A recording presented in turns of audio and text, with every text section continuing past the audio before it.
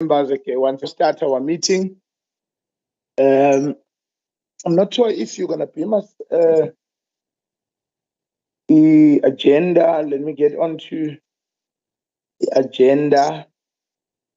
Yes, Chair, it's being beamed. Thank you. Thank you, Chair. I got it. Honorable members, we are actually expecting to get a presentation by National Treasury on the Division of Revenue Amendment Bill today, and so I've welcomed you. Is there any apologies?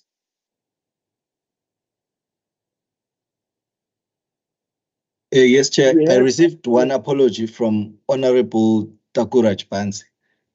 She's out of the country. She had indicated that she would join if possible. Thank you, Chair. Thank you. Honorable members, any other apologies? I take it none. We do constitution of the meeting. Yes, we do constitute the meeting. We do have a quorum. Can we then move on to item number 4, adoption of the agenda? Propose adoption, Chair. Thanks for all, Lord Honorable Rogers. Can I have a seconder, please? Seconded, Chair, CQ. Thank you, CQ, Honorable CQ. Can we then get a presentation by National Treasurer on this Division of Revenue Amendment Bill? I'm not sure who's going to take us through.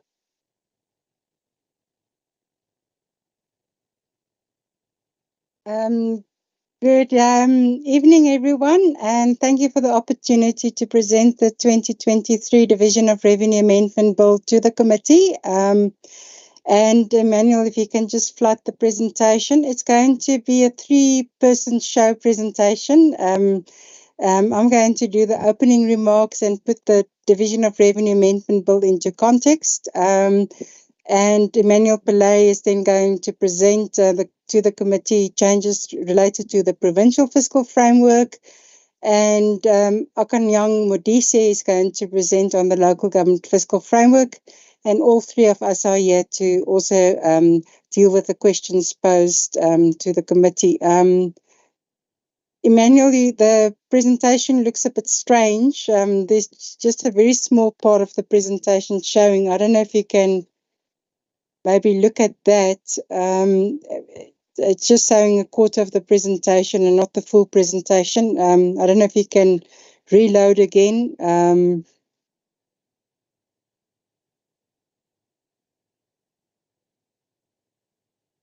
It seems to be showing half of almost everything that we are trying to present.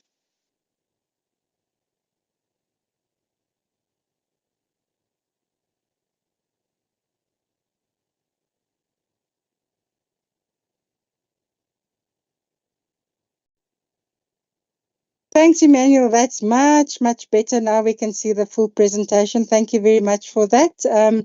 I'll put my camera off just to improve the sound quality. If we can then go to the next slide. What we're going to present, I've already highlighted. Next slide, please.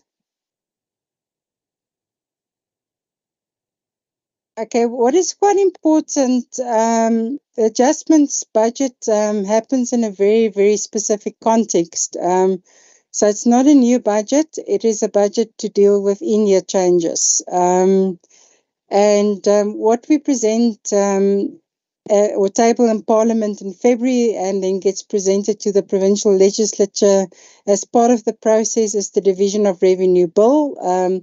The Division of Revenue Bill is quite a thick document, over 300 pages, and it consists of actual bill clauses. It consists also of annexures, and it also consists of appendices. So what happens is the core part of the bill, which is the clauses and the schedules that deal with the allocations, they become part of the Act. And then it gets formally assented to by the President. After that process, the detail of the allocations then get gazetted by the Minister of Finance 14 days after the bill has been assented to, and that then remains the allocations. those allocations are then changed in year, and those in-year changes are contained in the 2022 Division of Revenue Amendment Bill, and it's done in terms of Section 30/2 of the Public Finance Management Act. And the red highlighted portions indicating what this bill caters for. It firstly caters for, and it's not very popular, unfortunately, we had to do a balancing act to get the fiscal framework to be in a sound position.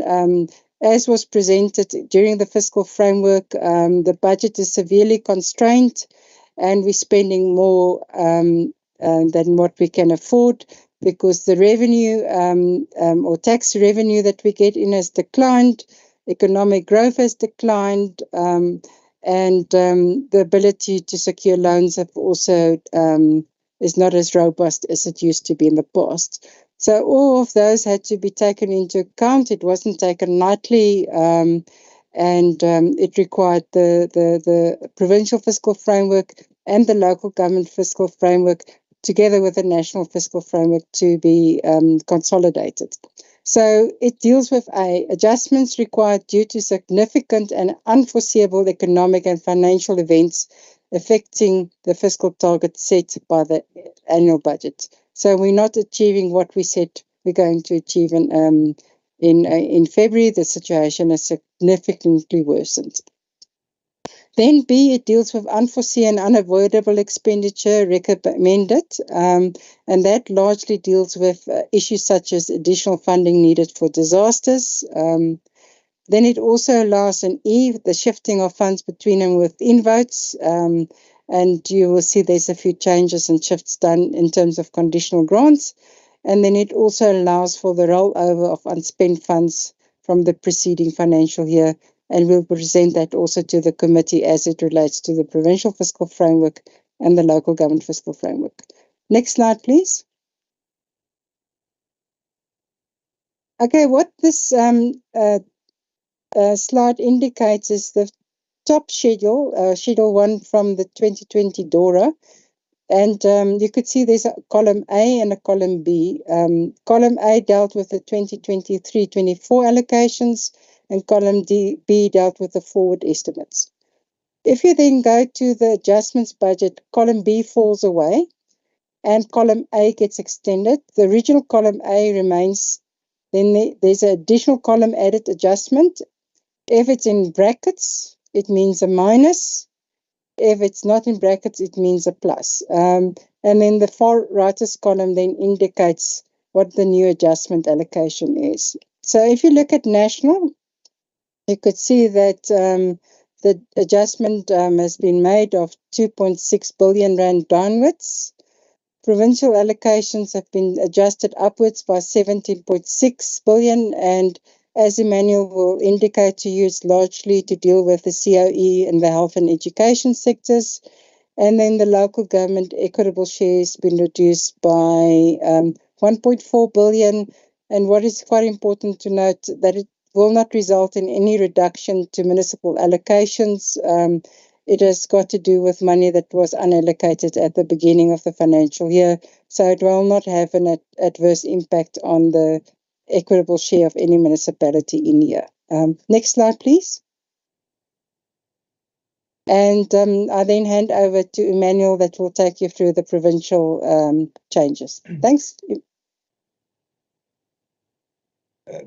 Thanks, Wendy. Good afternoon, Chair, honourable members, and colleagues from Provincial and National Treasury.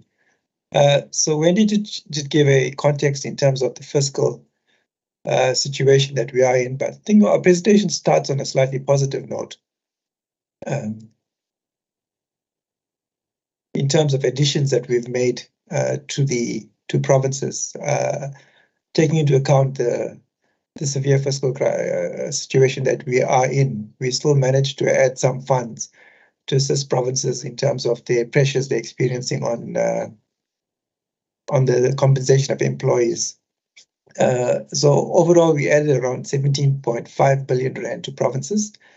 So in absolute terms, KZN receives the largest share of that, just over 3.7 billion of that. And this was based on in terms of the actual head count in provinces, and it's more towards the health and education sectors, which are personnel heavy. So that's where most of our staff are. If you look at the education with the teachers and health with the doctors and nurses, so that's where we allocate those funds. So we estimate that of these funds will make up around 78% of what the shortfalls are in province on average, and unfortunately the balance will have to be funded by the department's baselines. The other two is in terms of reprioritization and reductions. I'll come to the reduction just now, but in terms of reprioritization, there is a school infrastructure backlog grant, which is an indirect grant to provinces.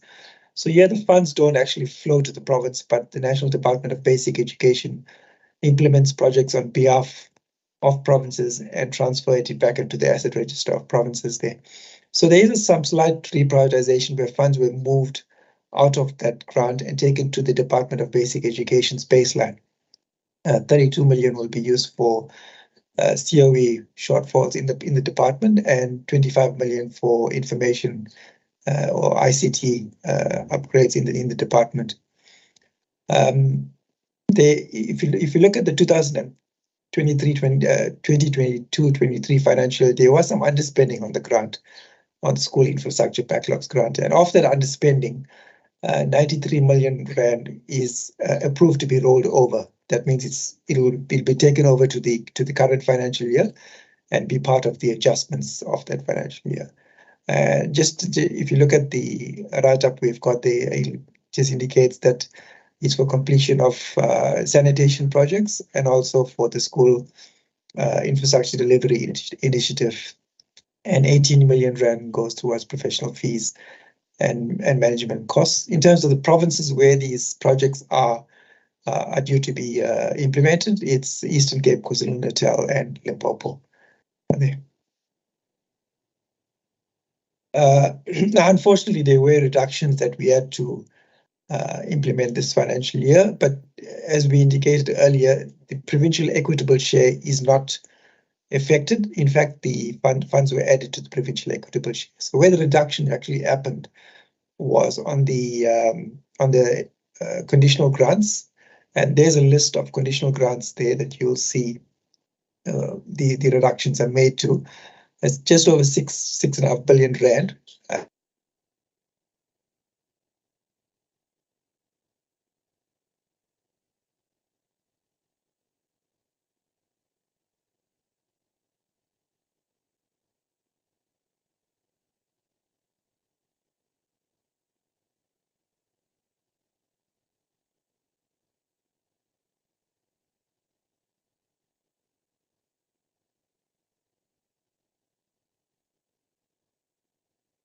Colleagues, is it myself that is not hearing?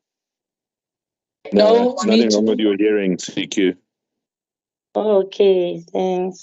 I think we have lost it from their side, I think. Emmanuel, we've lost you. You're frozen. Okay, and maybe I should continue until he joins. And I see the presentation has also disappeared. So I think he's just logging out and logging in. Let's just give him a minute, please. Okay. I'll beam the presentation for you, Wendy, so you can continue while Emmanuel joins. Thank you, Lifesaver.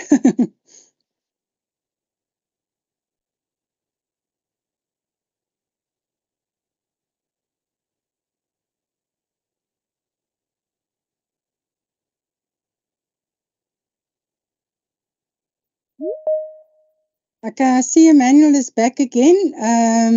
So Emmanuel, I don't know if you want to take over again.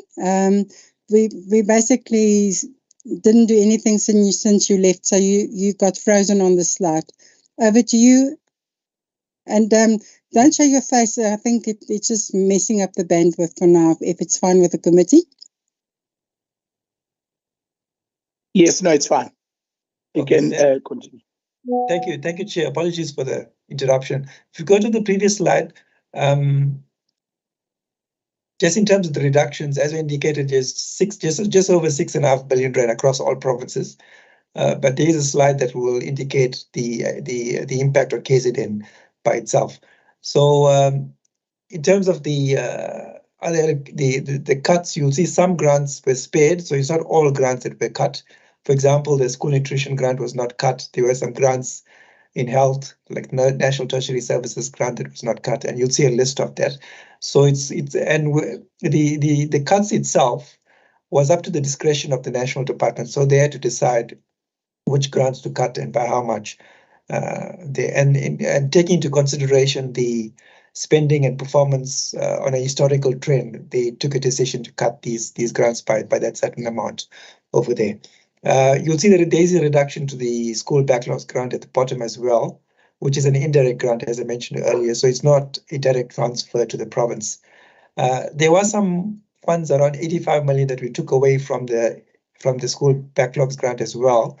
And that's to cushion the impact on the early childhood development grant. If we hadn't done that, then the cut on the ECD grant would have been much more severe. Next one, please. Okay, in terms of the section 15.4, if there's any changes to framework to the framework that we tabled at the beginning of the financial year, or with the main budget, then we need to consult Parliament in terms of those changes. So Western Cape, or the Western Cape province, did a reconfiguration of their provincial departments. They made some mergers and things like that. So just to account for that, to ensure that the EPWP grant is allocated to the correct department after the reconfiguration, we need to make that change there. Next slide. So this is the changes to the KZN itself in terms of the reduction. And you can see, I won't go through each of the reductions, but you'll have an idea in terms of where the reductions are. And you may also be able to see which grants were paid. Can the slide be enlarged? So I'm not sharing. I'm not sure who's doing. As Pi, then any possibility to enlarge the screen? We hardly see it a little bit more.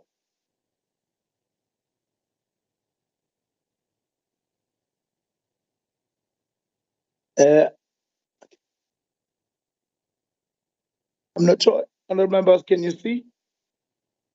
I think it's a bit better now. Yes, that's better. Okay. Now that's fine. Then we can proceed, Emmanuel.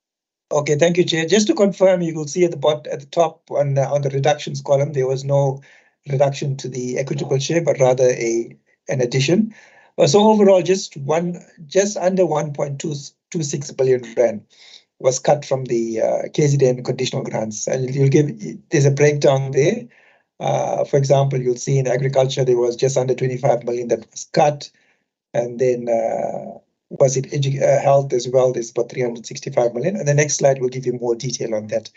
I won't go through each one in the interest of time, but if there's a question about a particular grant, we can address that. I think the next slide is just a continuation of the cuts. If you could go to that one.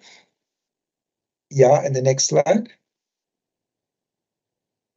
Yeah, okay, thanks, Chair. I think I'll hand over to my colleague from the local government. Thank you. Thanks, Emmanuel. You can proceed. Good evening, honourable members. Thank you, Wendy and Emmanuel. I will take you through the local government changes. I'll just switch off my camera, if that's okay. Yes, it's okay. Next slide, please.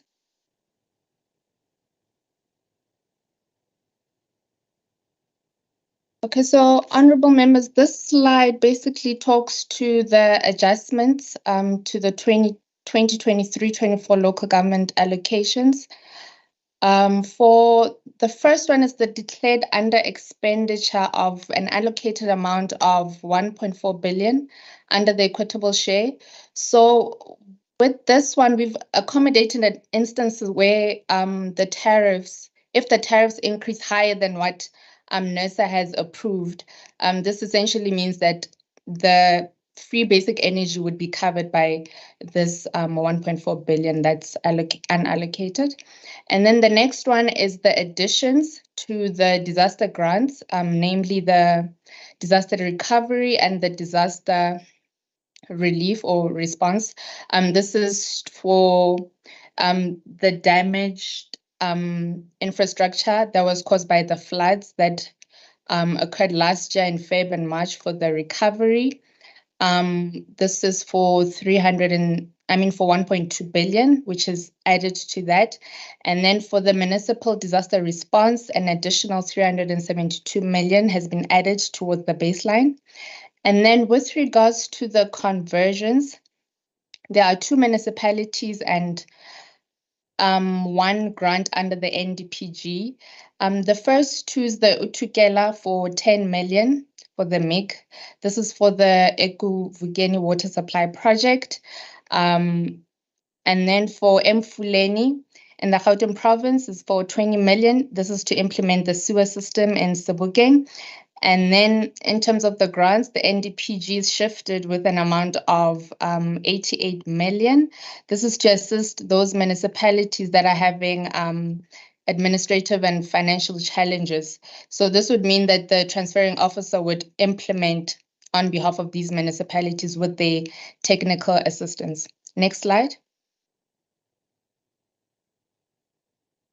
Another adjustment is in terms of reprioritizations.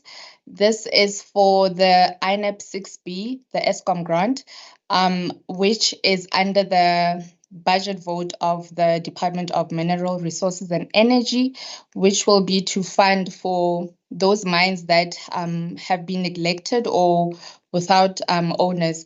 And then secondly, an amount of 309 million, it's shifted between the indirect RBIG and the WSIG under the Department of Water and Sanitation. And this is mainly to assist those municipalities which are struggling to manage their contractual obligations as well as other budget-related matters. Next slide. Okay, so while still on the adjustments, this one is on the fiscal consolidation reductions. And for 5B or direct grants like MIG, there's a downward adjustment of 3.4 billion. I don't know if the members can see the table, but I'll just talk to what's written on the right-hand side. There's a reduction of 3.4 billion. And with the capacity grants such as the ISDG and the EPWP grants, there's a downward adjustment of 99 million. And then lastly, the indirect or the INEP ESCOM, there's a downward adjustment of 250 million. Next slide.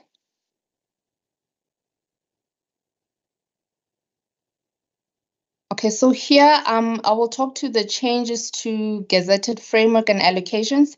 So these are done in terms of section 15.4 of the 2023 DORA, which mainly says that National Treasury is required to consult Parliament on any conditional grant changes and corrections.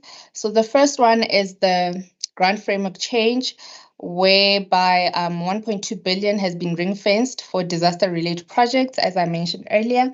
And however, this funding may only be spent subject to the approval by NDMC. And the other one is the changes to allocation. This is with the indirect RBIG, where an amount of 20 million for a water project was allocated to Dr. Bayes Nadir and is now correctly allocated to Sundays River Valley, local municipality within the Eastern Cape. Next slide.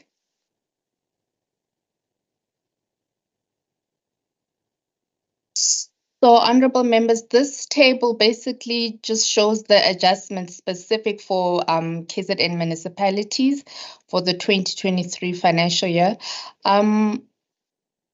I don't know if you can just make it small just so I can see the adjustment. Okay, so in terms of the transfers for infrastructure grants, these have been adjusted by 300. Sorry, let me just say the total. By the total allocation that's adjusted is 10.8 billion. This is from 11.1 billion. And then for capacity grants, the adjusted allocation is 432.8 million. And so the bottom line adjustment is 333.6 million, which brings the total allocation for KZN municipalities to 11.2 billion. Next slide.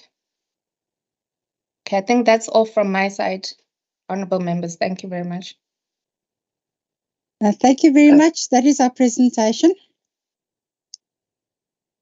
Thanks, Wendy. Honorable members, here is the presentation. We are now on the discussion. So, Honorable Rogers. Thanks very much, Chair. Thanks for the presentation. I can't say I'm really excited about the presentation. It's not good news for our province. So I've got three simple questions, Chair. The 78% of the wage agreement, is that the 78% of the total provincial negotiated wage agreement, or is it only 78% of health and education combined? If I do my calculations, the 3.7 billion that we've been given towards COE, 1.2 billion of that comes out of our own conditional grants.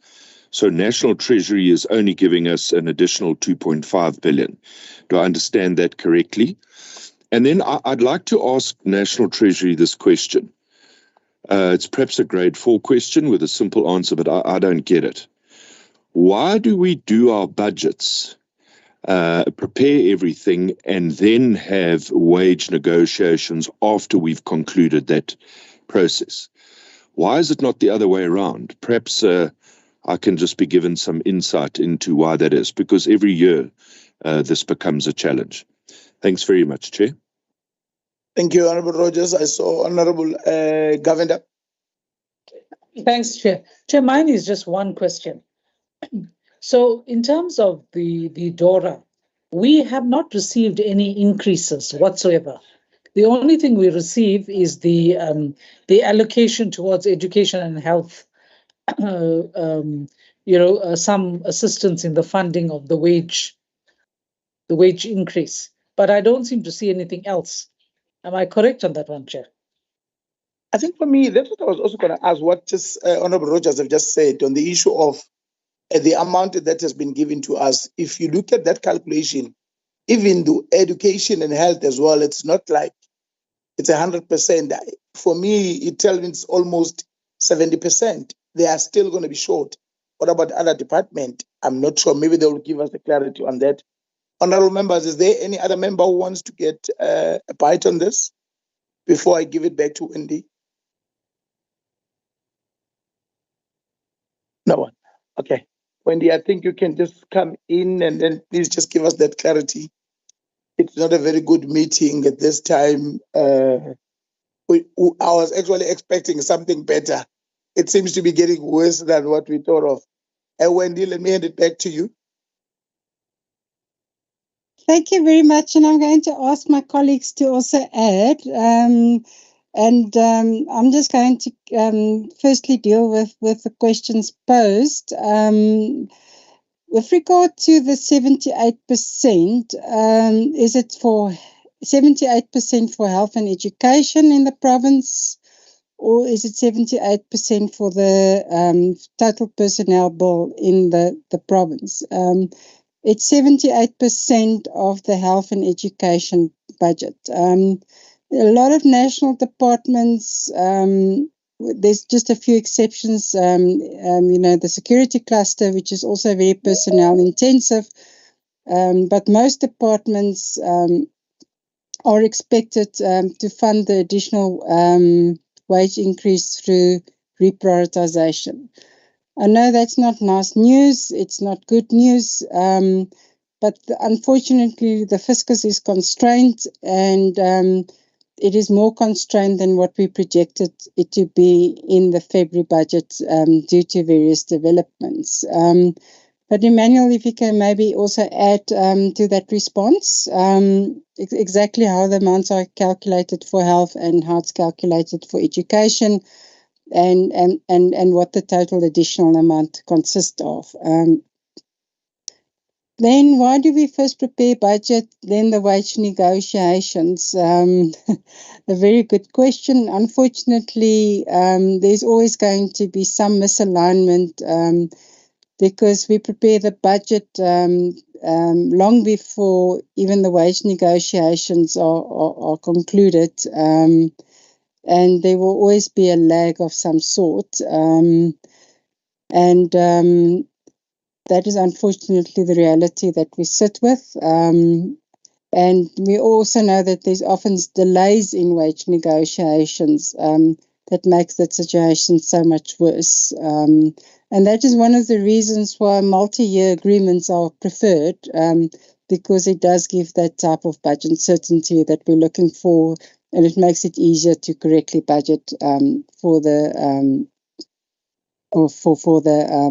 these additional costs. Then with regard to whether only additional money is received for health and education, and whether there's any additions over and above that, if Emmanuel, if you can deal with it in terms of the provincial fiscal framework, if there's any additions to conditional grants, and then or rollovers and the like, and Akanang, if you can deal with if there's any increases to local government conditional grants, if so, which ones?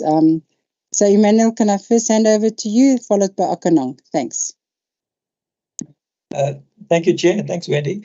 Yeah, I think Wendy covered most of what I wanted to say in terms of the expenditure. So it's true. I mean, if you look at the total receipts that the province receives from national government, being equitable share and conditional grants, I mean, the net effect would be between the 3.7 and the 1.2 billion rand in terms of the addition of 3.7 and the taking away or reduction of 1.2 billion rand. So as Wendy indicated, I mean, if you look at the pressures that provinces are experiencing at the moment, the pressure is primarily in compensation of employees, paying your doctors and your nurses and your teachers. That's where the pressure is, and it's particularly the case in KZN. The committee may have been briefed by the provincial treasury in terms of the second quarter expenditure, and that's where the pressure is. It's in compensation of employees in both health and education. So that's why the funding was directed towards health and education, compensation of employees. But then on the other hand, if you look at where the reductions were made, the reductions were actually made on infrastructure-related grants. So just under R1 billion was taken away from infrastructure, not necessarily compensation of employees. And infrastructure can, to a certain extent, be deferred in terms of the implementation or maintenance, but you can't defer the compensation of employees. So that's the balance that we had to strike in terms of that. But the Honourable Rogers is correct that the net effect is the difference between 3.7 and the 1.3 billion. So in terms of adjustments, there are some conditional grant rollovers that we granted to the province from the previous financial year to the current financial year, but that we can't say is additions because it was rollovers that we made based on commitments that we made in the prior year. So it's just to offset those commitments. Thank you, Chair. Akanang, over to you. Thank you, Wendy. Thank you, honourable members. I think if the honourable members would have seen from what Wendy presented in the few slides in terms of the changes in the schedules, the overall adjustment in terms of local government was a down adjustment of 1.3 billion. So, of course, we see that there's a regression in terms of allocation of funds to local government, but also this is part of also what the minister said in the MTBPS, part of the fiscal consolidation measures with the aim of decreasing or increasing rather the debt service costs for our expenditure for government. I don't know if that explains, but I wouldn't be able to say the amounts per grants, but the overall adjustment was 1.4 billion negative.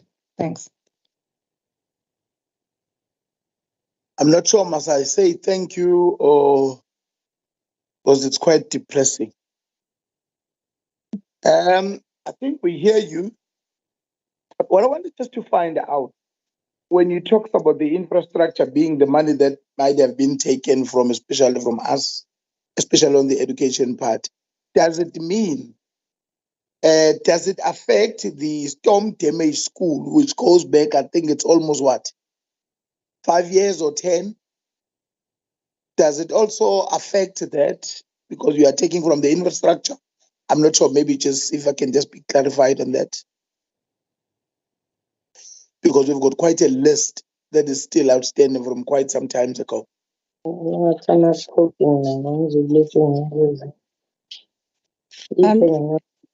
sure who is supposed to be unmuting somewhere. Sorry about that, Wendy. I think you can proceed. Thank you, Manuel. Can I ask you to come in on the adjustments and particularly the disaster-related question? Yes, thanks, Wendy. So in terms of the funds that were allocated for disasters, if you look at the framework of the grant, those funds are earmarked. So we cannot interfere with those funds. So those wouldn't have been affected. It's just your normal EIG funds that would have been affected. And obviously, the National Department would have as a sector determined what the sort of status is in terms of projects within provinces and taken a decision in terms of those ones that could have been deferred or actually were it ready for implementation. But in terms of the disasters, none were affected. Thanks, Jay. Oh, okay. No, thanks a lot. Honourable members, here it is. Honourable Rogers. Chair, I've got another question. Obviously, the province now finds itself in a difficult position with the wage negotiation and the shortfall. Does national departments face the same challenge? Have national departments been funded the full wage agreement, or they're in the same position as we are? Thanks, Chair. Thank you, Honourable Governor. Well, Chair, I wanted to just raise this matter. You see, I'm looking at the shortfalls that departments have. And departments like health, education, social welfare, social development have accruals, right? So this is obviously going to be having a huge impact on the actual budget for service delivery. Yes. By look of things, it's going to have that serious impact. Even with health as well, I think it's going to be the same thing. It's going to be difficult to operate in this situation. Wendy or Emmanuel? Thank you. I'll open and Emmanuel can add as well. With regard to were national departments funded for the COE in full, or is it the pressure only placed on provinces? And maybe what I need to highlight is that in terms of most national departments, with the exception of the security cluster, and those are 3 departments, the National Department responsible for police, and also the Department for Defense, for example, those were the only departments that were also assisted to a much lower level than the 78%. Most national departments need to cover that out of their own baselines through reprioritizations. So, for example, the National Treasury will need to fund it out of baseline. Trade and industry will have to. DFFE will have to. So most national departments, with those exceptions, need to fund it out of baselines. The reality is, there needs to be some breaks on staff appointments across national and across provinces, and that is also why the DPSA has, issued the document or circular to let us know that there's specific processes that now need to be followed if you want to fill any vacancies that's occurred after 1 October. And that will be in place until 31 March 2024. So we're fully aware that this is not without pain, but we have not made it lightly. If the fiscus collapse, then in any case, then we sit in a much worse situation. So everyone is required to bear a fair share in trying to get the fiscal system to be financially sustainable again. And we do know it is not easy, and it's going to put pressure on everyone throughout the system. And then, what was the other question? I didn't write it down. Emmanuel, can you assist with adding to the remaining question, please, and also add to what I've said?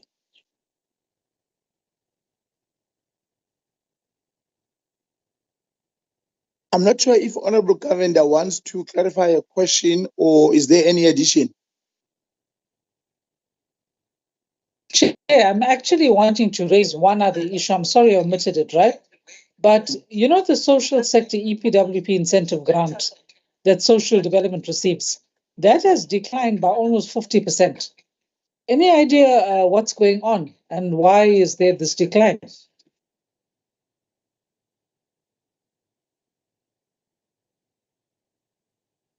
Emmanuel, can I ask you to answer? Yes, thank you, Chair. So I'll start with the EPWP question. So the EPWP allocations are made on a sort of performance basis. So it takes into account historical performance. I think it's between a year and 18 months prior to the current cycle. So it depends on what the department as the performance of the departments in the previous financial years in terms of the number of full-term equivalents and things like that. So if you want the information, we can obtain it from the Department of Public Works, which provides the detail in terms of that. But generally, it's performance based. So if the departments don't perform in a certain area, then the allocation for the following year will be reduced. But we can provide the detail for that if you prefer. The other question, Wendy already spoke about the pain that national departments are taking and provinces as well in terms of their baselines. The unfortunate reality is that the key pressures that provinces were facing were in health and education. And it's key areas, your doctors, your nurses, your teachers, and in terms of their salaries that need to be paid. While we understand that social development is important, social workers are important, the unfortunate reality is that given what we had to allocate, we were only able to satisfy or partly satisfy what the needs were in health and education. So all other departments in all provinces will have to look at reorganizing their baselines, reprioritizing, looking at goods and services, infrastructure and transfers as well, in order to meet their commitments. Thanks, Chair. Thank you, Honorable Rogers. Thanks, Chair. This will be my last question, I hope. So if 78% is covering only 78% of two departments, the 3.7 that's being allocated, what is that as a percentage of the total wage negotiated agreement for the province? Would Treasury, National Treasury, be able to give us that figure? Emmanuel, I don't know if you've got that calculation on hand or whether we can go back to Inti offices and quickly do that calculation. I see Carol has got a hand up, so most probably she's got that information in any case. Thanks. Oh, thanks, Carol. I didn't see that you're here as well. You can come in, Carol. Good evening, Chair and honourable members and colleagues for National Treasury. If I do a basic calculation, we'd estimated the wage bill to be 5.3% for the province. So it's about 69.8% that we're receiving for the total wage bill for the province.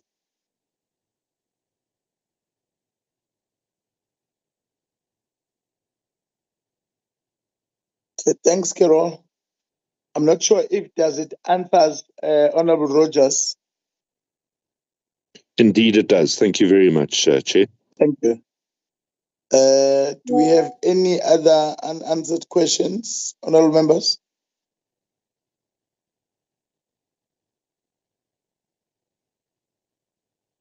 I am not sure, but it feels like I must ask our Carol to able to just to summarize this whole report that we have just received.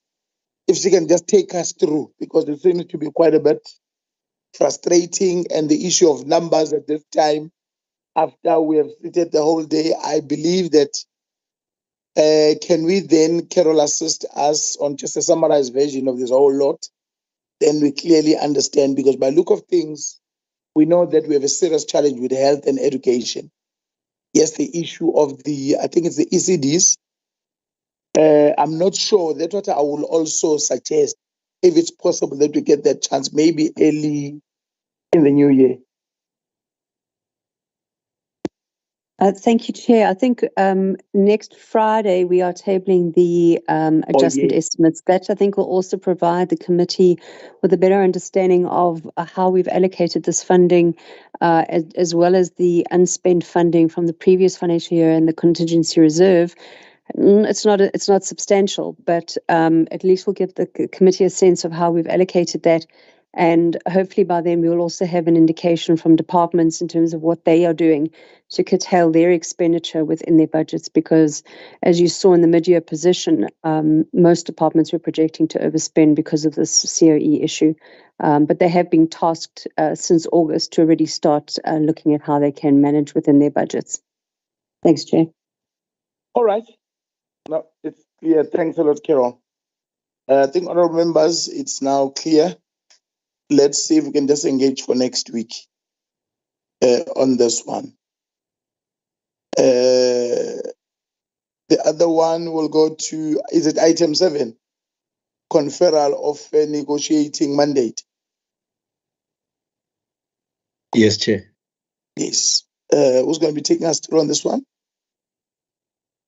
Chair, the legal advisor, Mrs. Benjamin, can do the background, and then the chairperson will take over. Thank you, Chair.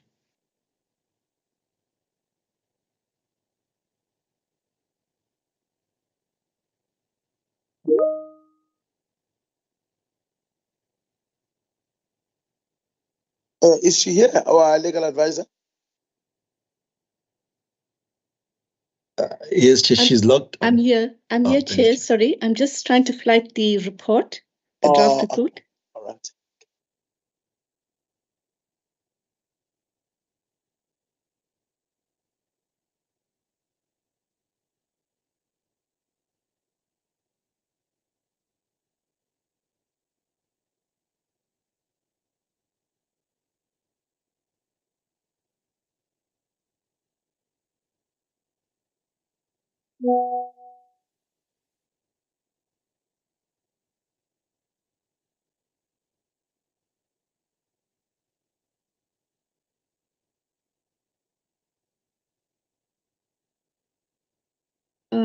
I just want to check, is everybody able to see that document? No. No, not yet. Maybe before our legal advisor come in, I'm sure we can release our National Treasury now, because I believe they have done their part. And so then we'll just proceed with our legal advisor, if it's fine. But if they still wants to be here, it's okay also. We can release them. Thank you, Chair. Thank you. Okay, we can proceed. Thank you, Chairperson. Just in by way of back. I'm sorry to interrupt, Chair. I do apologize. No problem. Chair, I just wonder, I don't have a mandate from my caucus to actually make any principled decision on this division of revenue bill. I'm not sure how the other political parties feel, but I certainly wouldn't be happy to either support or reject it until I have consulted with my caucus. Thanks, Chair. Other members, what is the suggestion?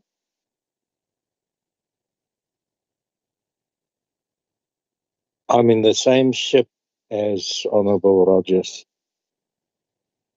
Okay. All right. What will we do? You? Who is that now?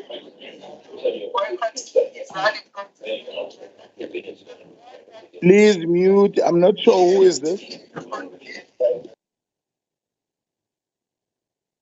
Honourable members, what is then do we suggest? Do we move it to Honourable Madopa?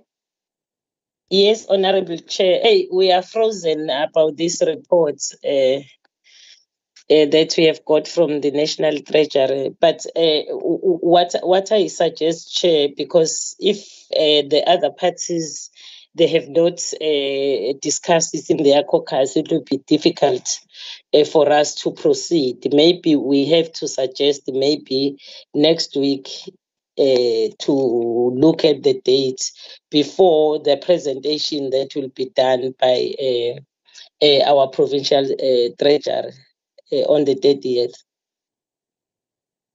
Thanks, Honourable Madopa. I saw Star raise his hand. Chair. Honourable Governor. Chair, I think we actually need to deal with this matter before Tuesday next week. I could be wrong, but my understanding is it's on the agenda on Tuesday. Okay. So, yeah, because it has to be dealt with on that Tuesday, but now it's going to be impossible to deal with all other parties having dealt with it. Chair, if I could come in. Yes. On next week, Monday, is the date when the negotiating mandates need to go to the select committee. So it's the 27th, and then the final mandates, which will have to be adopted by the House, is on Tuesday, the 28th. If Margaret is still on the platform, maybe she can advise us what time the select committee is meeting on Monday to consider the provincial negotiating mandates. I think I saw Wendy still here. Thank you so much. Let me just check my diary. It's consideration of negotiating mandates on Monday, the 27th, in terms of what I've got from 12:30 till 13:30. And then the final mandates is on Wednesday, the 29th of November at 4 o'clock. We all know, of course, that it can still change, but that is what I've got from our parliamentary office. Thanks. Thank you, Margaret. Chair. Yes. If I can suggest, yes, Chair.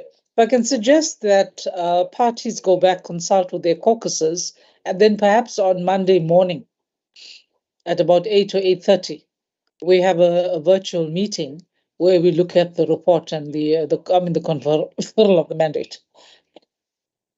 Okay. I wanted, actually, thanks, Honourable Governor. I wanted just to check with our legal advisor if maybe I was also looking at that time, maybe to have a report back meeting or a visual meeting on Monday early before the 12 o'clock. Maybe also, because I'm sure all the parties now have received this, can we then be okay with that time? And our legal advisor as well to comment. I'm not sure if SPA is still, his hand is up. Thank you, Chair. No, Chair, I lowered my hand after you put the suggestion to the members, yes, because I wanted to say, Chair, if it's Mondays are caucus days, and the legislature, at least the administration side, is very strict when they hear that a meeting was convened on caucus day, I could get into trouble. But if the members of the committee all agree that it can be convened on Monday, then there shouldn't be any problem. Thank you, Chair. Thanks, Pam. There's a suggestion Chair? of 8:30. Yes, Honorable Governor. Yes. Chair, if it's a virtual meeting, I don't think it's a problem, and it's early. I'm sure we can proceed with that. Yeah, no, that's fine. That's what I'm also suggesting. To our legal advisor, please give us an advice and our suggestion of 8:30 on Monday, if that would be appropriate. Chair. Honorable Chair. Honorable Madopa. Thank you so much. Knowing the caucus day, how strict they are, the organization, because I don't think IFP is with us here also. I remember one day when we were suggesting the Monday, irrespective at what time, I will request that the chair consult with the members if we agree on the morning of Monday, but not just start to coordinate it. I know also Nkanyiso was in great trouble when they were organizing for Monday. But if you consult with them and the whips, for those organization. But Comrade, oh no, it's other thing. Rogers, Comrade Rogers is here. Comrade. It's Honorable Rogers. Oh, sorry. But also Honorable de Klerk is also here as well from the IFP. Yes, that's correct. The IFP is here, but also that's what I'm requesting, that if they can today speak with their whips to say it's an urgent thing, it's not going to take long, so that they can allow USPA to coordinate, because they were told not to do anything on Mondays. Thanks. Thank you. I think that was going to be the route that we are going to take, being members, being here, and then they'll go and consult with their parties, and then maybe they will come back, and then either today or tomorrow, I'm not sure. Honorable Rogers?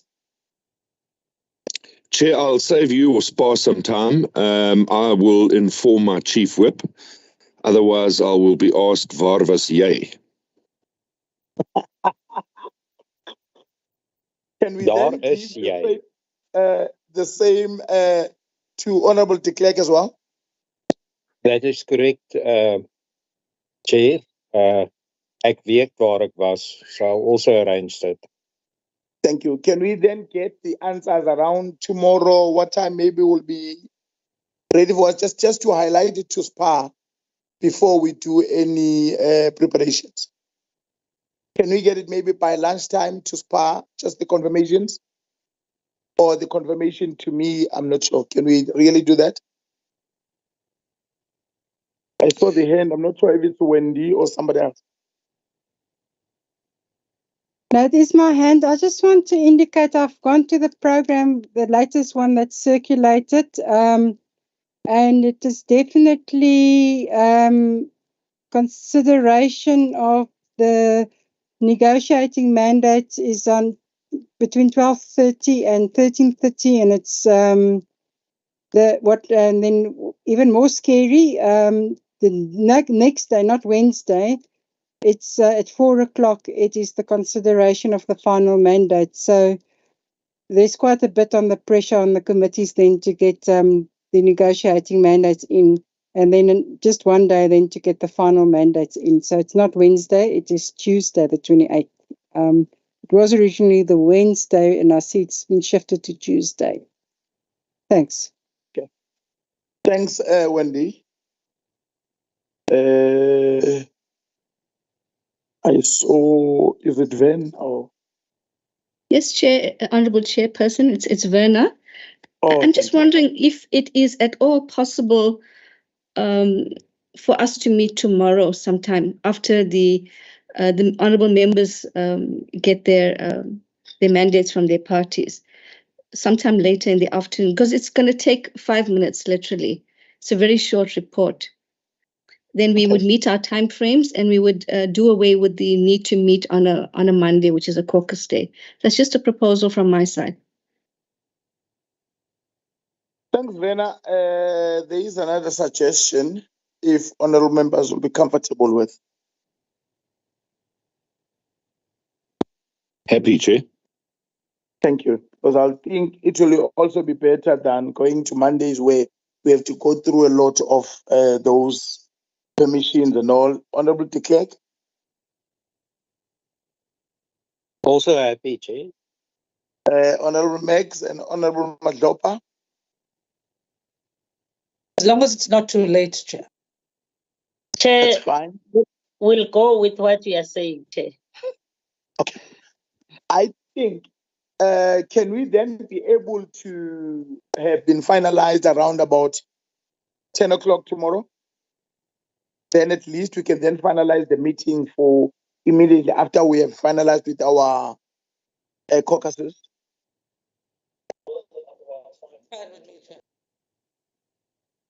Chair, are you proposing? Sorry, Chair, are you proposing we reconvene at 10?